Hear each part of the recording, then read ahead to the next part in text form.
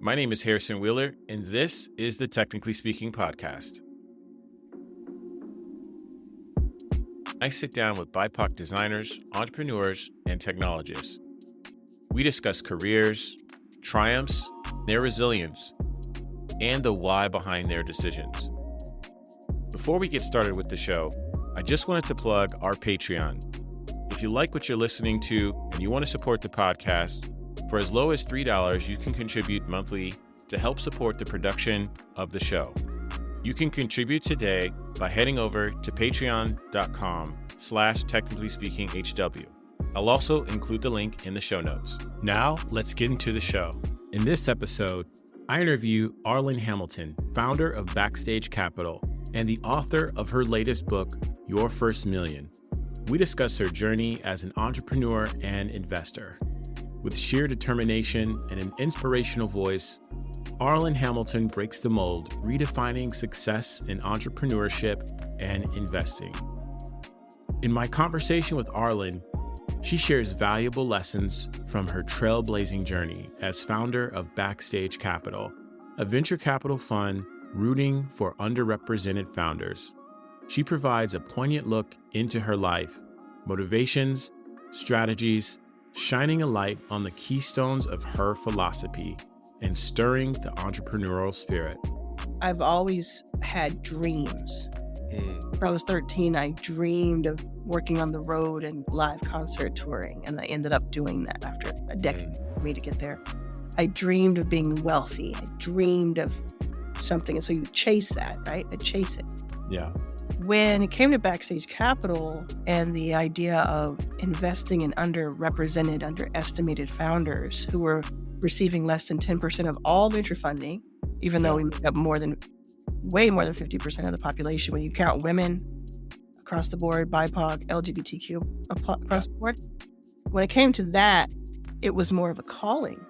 I understood it. Once I understood, and when you have something that you consider a calling, it's pulling you forward. Yeah. You can't help it. Right. Pulling at you.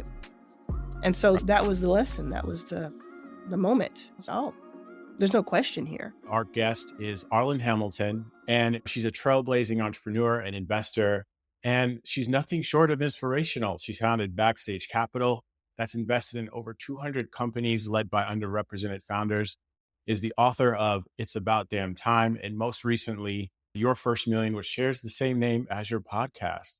Welcome to the show. Thank you. Thanks for having me. This is like a circular moment because I think I was a part of your crowdfunding campaign several years ago. Amazing. And we've actually invested in the same company before, which is pretty. Can you say more? Yeah. So do you remember Erica Harrison and Ed Lift? Yes, of course. Yeah. We had a short moment where we had an overlap at LinkedIn together. And she was actually one of my first guests in the first season. I think she was like episode 9. So shout out to Erica. And I know you've been really busy on the tour. I think before we started recording, I just thank you so much because I think in your book you said, I think one year you were traveling 300 days out of 365. I'm sure it hasn't slowed down for you. Yeah. I'm on the road right now on the book tour, and it's a journey. But I only do what I want to do. Yeah. These days, I figured out those boundaries, and so don't feel sorry for me. Yeah. You're doing what I want to do and getting sick every once in a while. We hope you feel better as soon as possible because it really makes you appreciate when you're up to full health, right? So true. So true. All right. So I wanted to begin the show with a few icebreakers. And so the first one that I love to ask all my guests, and it doesn't have to do anything with work or what you're doing, but what's something that you're currently obsessed with right now? It's going to be old news to some people, but maybe new to a lot of people. General Hospital. It's my favorite television show, so I watch it a lot. You know what else I've been binging has been The Equalizer, Queen Latifah's show. The Queen Latifah one. Okay. Oh, it's so good. And I obviously love the movies with Denzel because this is a different vibe, completely different vibe, but has some of the same aspects to it. And she's just so good. And I got to meet her, actually go on the set of The Equalizer a few weeks ago and meet her. And I don't think I've met a more charismatic person in my life. Just incredibly, that's the word that everybody I was with my family, That's the word we walked out with. Like, how is somebody that charismatic? And so, yeah, I've been binging The Equalizer. I've been definitely binging General Hospital, but for days. Yeah. Yeah. Do they still make, they don't make General Hospital anymore, right? General Hospital. Yes. Oh, wow. Every Okay. weekday on ABC, they watch Oh, it okay. Oh, free. you got the schedule down. I watch it every day. Do If I you like record it, pre-record it if, So, it airs on Hulu yeah, after, and so what I'll do is I'll catch up on yeah, 3 to 4 days at a time. yeah, If I'm 'cause at home, when I'm at home, I like to take Saturdays off completely, and I'll just sit there and watch the whole week course, yeah, you know? yeah. And I know all the characters. I've met several of actually, at a book stop in LA, 3 of the actors were there because Wow. because I invited them. I'm invested in I the was You have such a connection. I have such the end game for me with them Yeah. that I wanna actually appear on the show because Oh, I'm gonna tell you something you probably don't know. okay. Correct me if I'm wrong. Do you know Stephen A. Smith? Ye The Who broadcaster? doesn't know Stephen A. Smith? He has been on General Hospital for 8 years. Who Yeah. I've never known this. Can I tell you his name on the show? What's his name? Brick. Brick. Is this like his, you know how people have alter egos? Yeah, Is this one of maybe. it? He plays a very savvy tech person for a mobster. Oh, And so he's the mobster's surveillance and tech person. Not so much tech, but surveillance person. yeah, And it started off because he said this isn't long about General Hospital, but let's, yeah, sure show. He said that he grew up in a house full of girls and women. yeah, They yeah, watched the show as he was growing up, and he started getting interested in it. yeah, And then one of the main guys who's been in there for more than 30 years, Maurice Bernard, is an actor named Sonny, who's the mobster he works for. mm, He is a big sports fan. So he's yeah, a big fan of his, and they connected. He went on his show, and then next thing you know, Brick shows up to Port Charles, which is the city that they live, oh, and he's that guy. this reminds me of, you know how you see these pictures with people and you're like, "That is an unlikely Yeah, group of people." yeah, It definitely feels like that. yeah. That's my end game is I want a Stephen A. Smith-esque role on General Hospital where I come in a few weeks a year and have Yeah. this great role, and I've been working on it. Oh, man. People You're gonna make it happen. people think I am kidding, but I am not. The thing about, if you haven't read any of Arlen's books or follow her on social media, you will find that anything that she puts her mind to, she will achieve it. For sure. Yeah, Yeah. yeah. Speaking of that, is there anything, so you've had a ton of accomplishments, you're still going, right? Is there anything that, like, surprises you about yourself, or what was, like, most recently that really surprised you about yourself that you just never expected? I don't know if it's both those things at once, but Sure. it's not that I never expected it, but it did surprise me, right? It's Mm, the fact that I can still bounce back. I have these 2 books and poured my heart out into writing them, and then on top of that, talk about them constantly and the yeah, promotion of them. It's a lot of it's like, you remember when that thing happened back then at the airport and all these things. But what most people don't realize is that a lot of that still happens. A lot of those right. major things still happen on a monthly basis where you're knocked out, and entrepreneurs know what I'm talking about, and you know what I'm talking about. And Yeah, it has surprised me recently when I've had things like really high stakes things fall through that I'm following my own advice and that I'm right. doing what Mm. I'm saying, what I'm doing. So I'm happy about that, and it's like a pleasant surprise. Yeah, I love that. Yeah, that's surprising because obviously you talk about it to some degree, but it's like you have your own principled approach to things, Mhm. and Mhm. it's tried and true, and it applies in different scenarios, and you never really lose yourself in that. No, yeah, there's no I guess the surprise just comes from, like, the strength that is needed sometimes Mm, and the fact that I have it. These are bigger and bigger stakes, therefore, I've never been in this terrain before. yeah, I'm so happy that it stands here too. yeah, It's not just when I have nothing to lose. yeah. I love that. Yeah, it's a superpower. It's not like a reactionary kind of Mhm. thing anymore. So I wanted to move on to focus a bit on your book called Your First Million. Look, I'm going to be real. I've read like a ton of books on business and investing and management. And I think even like right now, I think industry wide, we're going through a bit of a transformation in terms of just what what the focus is, right? COVID has changed so many things in terms of how we work. There's a huge focus on AI. I think we're seeing even larger economic disparity for Black folks in this country. And we even see that reflected in terms of the workforce as well. And so I think like this book couldn't have been more timely and reaffirming, in my opinion, for me. And I think part of it was just how accessible and approachable and relatable. These weren't terms and concepts or ideas where I think in the past it's felt like when I've walked in some of these situations, oh, he didn't use the right jargon, therefore he doesn't know. Or Mm. I know you've been through that situation before. And I wonder, so my first question is, what is the motivation around writing the book? And I think specifically, why now?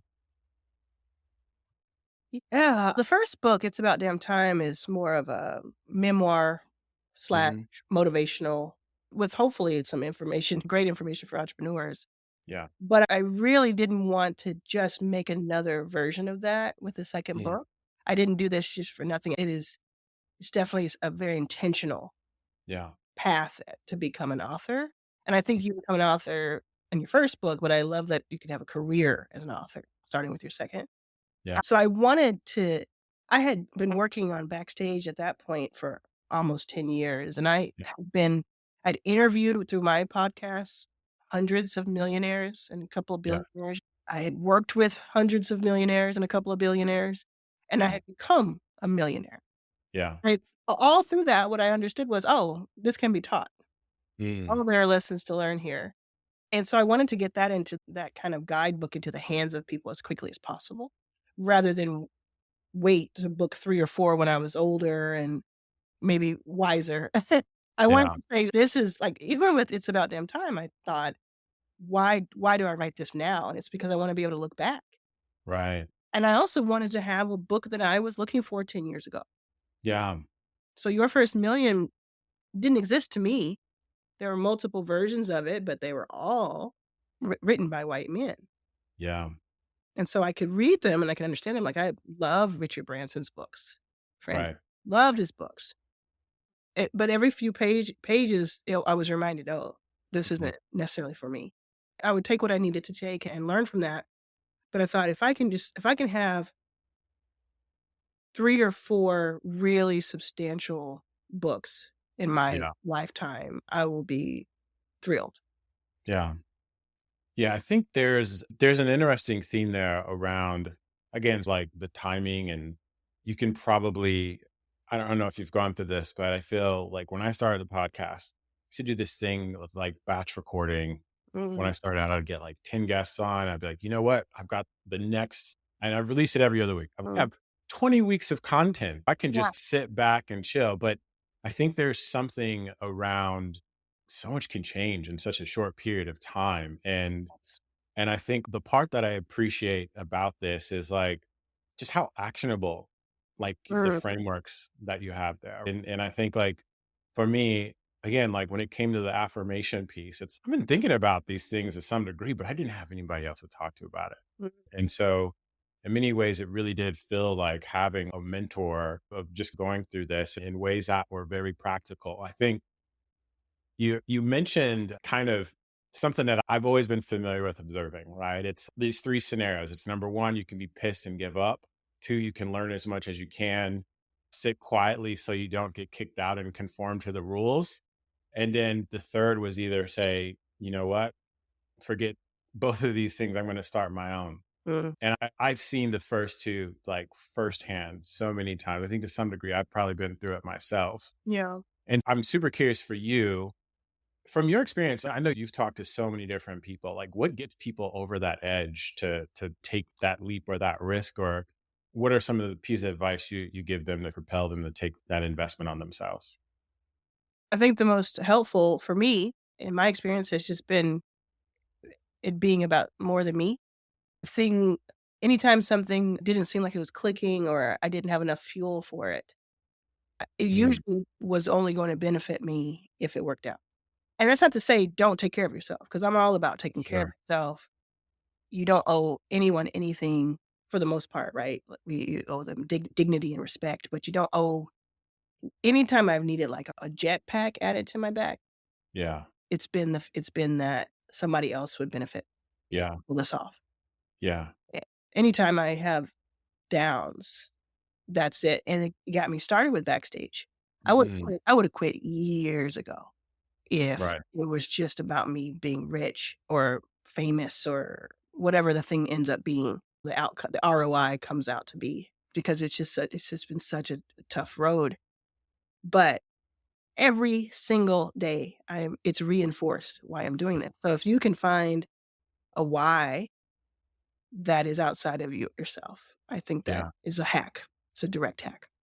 Was that something that what got you to that point? Was that something that you'd always believed in, or I'd love to understand that journey? No, so that what I how I compare it is, like, I've always had dreams.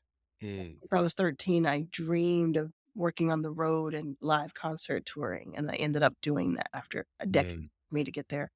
I dreamed of being wealthy. I dreamed of something, and so you chase that, right? I chase it. yeah. When it came to Backstage Capital and the idea of investing in underrepresented, underestimated founders who were receiving less than 10% of all venture funding, even though Yeah. we make up way more than 50% of the population when you count women across the board, BIPOC, LGBTQ Yeah. across the board. When it came to that, it was more of a calling.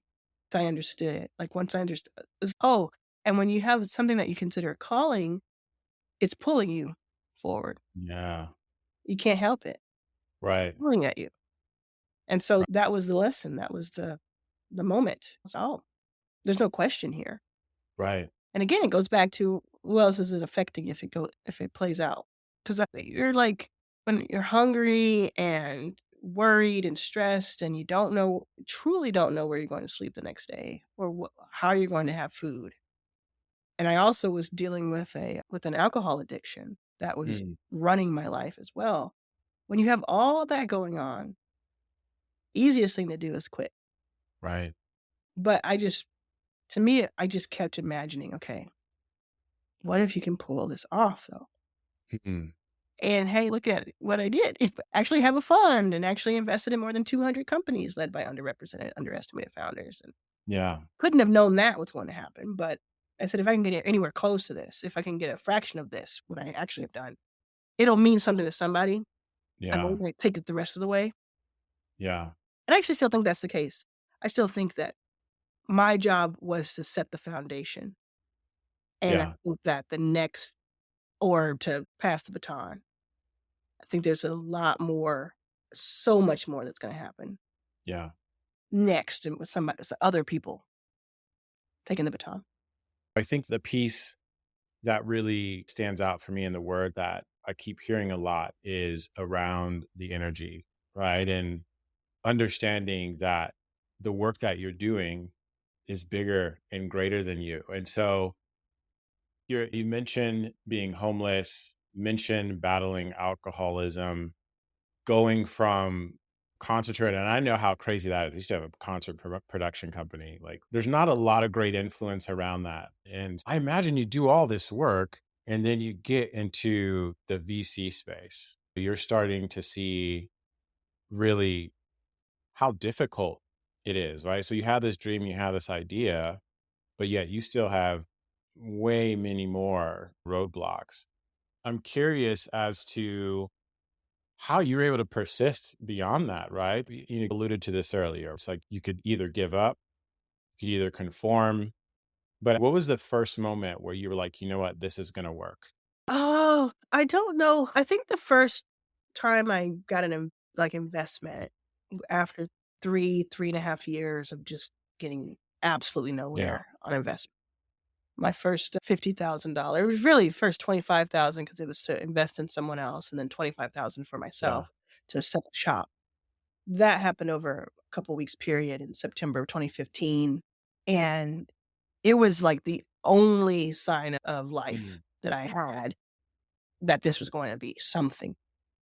And then, but of course, right after that happened, you're like, was that a Yeah. fluke?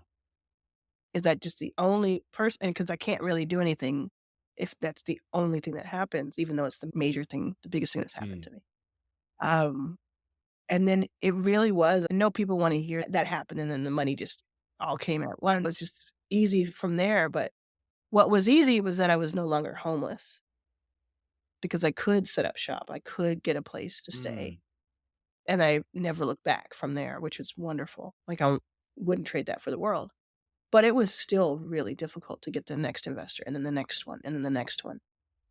I think when I knew that this was, like, beyond a couple things that told me it was beyond, like, just a few people that I Mhm. knew was even before that first check in July, I think, of 2015, a Medium article that I put out went viral, and it kinda kicked things off. It was called "Dear White Venture Capitalists." And it was, like, my whole thesis, essentially, and the 8.5 year version of me. And, that overnight, literally overnight, so much happened Yeah. when that went out and went viral because I was talking about it out loud. Yeah.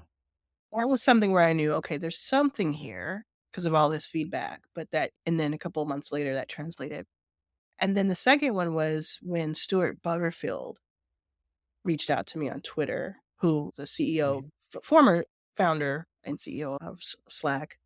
In 2016, I wanna Yeah. say, I think I had maybe 4 or 5 investors at that time who had put in 25K or so each, maybe a little bit more. And he reached out and just asked, how can I be helpful?" I said, "You can invest in my fund." But I still to this day, even though I've known him that long and we haven't talked in a while, but I still to this day don't know how he found me, Yeah. what that was. And I remember thinking this was a time where Slack was like It the was that it was yeah, it was definitely peak. yeah. And that's when I thought, "Oh, okay, there's momentum Yeah. here." I started talking to people like Mark Andreessen, and I had been talking to Sam Altman prior to Mhm. that, and I just there's these little touch Yeah. points, and then things snowballed. Yeah. Yeah. There's a level of kind of persistence, right? And I also think there's a level of relativity there, right? It's a big moment. Hey, I'm off the streets. And I'd also imagine that allows you to focus on different things because it's less about survival at that point. The closing questions, and I think for listeners specifically that are looking to take that step, right? One of the pieces that you talk about is power dynamics and where do you take money from? Would you have for folks that, they might be in an industry where they're just, and they have an idea that, they want to move forward with, or perhaps maybe they don't have the support system around them in terms of what we hear in the media. What would you think a good first step for folks that are looking to take that leap into their own ideas? Yeah, I think panning out and really understanding why. Mm, I'm I don't think that people should just quit their day sure. job just because they have idea or a passion Mhm. or even a calling. There's so much in between that that thing that catches you and being able to be sustainable there. So, plotting out your plan, is this a 12-month Mm, plan? Is this an 18, 36-month plan? And really making a commitment to yourself that, yes, today you may not be able to do exactly what you want to do, but life is in your yeah. hands. Your life is in your hands, and you can do something about it. Mhm. I think that's really important step to take. And because I talk to I don't know how many hundreds of Yeah. founders every week of varying degrees. Some have just started out. A lot of them are in the game. So many people who have started out are just coming to me for money because they didn't plan. Right. They didn't research. They didn't do the thing. All the they thought you either leave your job or you do a side hustle, and then somebody gives you money, and then you can go out and you can have a chance at changing the world. And there's so much that you have to take ownership Mm, of before I think you should even be considering going out to outside funding. And then on top of that, even though I've invested in more than 200 companies, I'd much rather you generated revenue and thought about that first than any type of, "Oh, I should go out and raise money." right. If you never raise money, I wanna hear that story. Yeah. That's exciting. Yeah. Yeah. You don't want to put the cart before the horse in terms of Yeah. getting money and then the idea comes after. And then on top of that, just having your house in order. I'm assuming that's what you're alluding to a degree. Yeah, I think there's like a realism that I think serves us well. Mm, I'm a big believer in dreaming. I'm a big believer in moonshot ideas. I'm a living proof of right. that. Do things all the time that people don't understand the risk Right. of. But I also calculate, Right. or I calculate what risk I'm willing to take, and am I willing to take other people with me on that risk? Yeah. Sometimes I miscalculate, as unfortunately, but there's so many people who come to me and they're just like, "I don't know what to do. I don't have any money." And I'm like, "What about your job that you had?" "I left it because I need to go and start my own thing." And it's like, that's a Mm. you problem.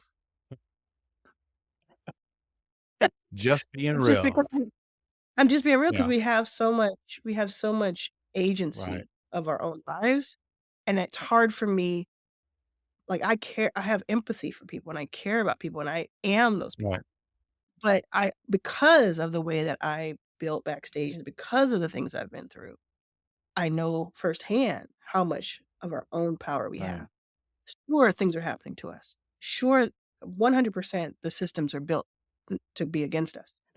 Not for us, but to be against us. But we are powerful, Yeah. and we can outsmart them. Yeah. We have to, Yeah. in numbers and in droves. Hmm. Arlen, we'll close on that note. That was really powerful. Again, thank you so much for hopping on the show, sharing a little bit about your journey, some insight into the book. And is there anything else that you want to plug before we close out? I just say that if you wanna be in LA, April 9th through the 12th, come hang with me at Your First Million Live. It's a big event that I'm doing at LA Live, the Peacock Theater. Issa Rae, TLC, Sheila Johnson, Rich Paul, Gary Vaynerchuk, and more will be there, and it's Your First Million Live. It's the first of its kind.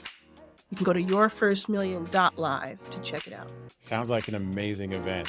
I have to Yeah. catch me a flight down there. It's not too far. Yeah, please do. You'll be my guest. Awesome. Awesome. Thank you so much, Arlen. Well, that's a wrap for this episode. Thanks for listening.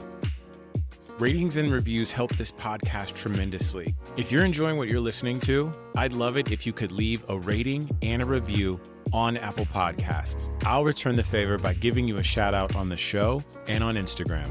If you want to know a little bit of how that might sound, I've got a few to read out for you right now. Cemina Love One says, "Great podcast. Looking forward to more." And Blair with 9B says, "A great podcast that provides insights from the industry. Really enjoy the episode so far, and the interview format creates both great dynamic and knowledge for each episode." I appreciate the love, and I can't wait to share more reviews on the upcoming episodes. Don't forget to submit yours today.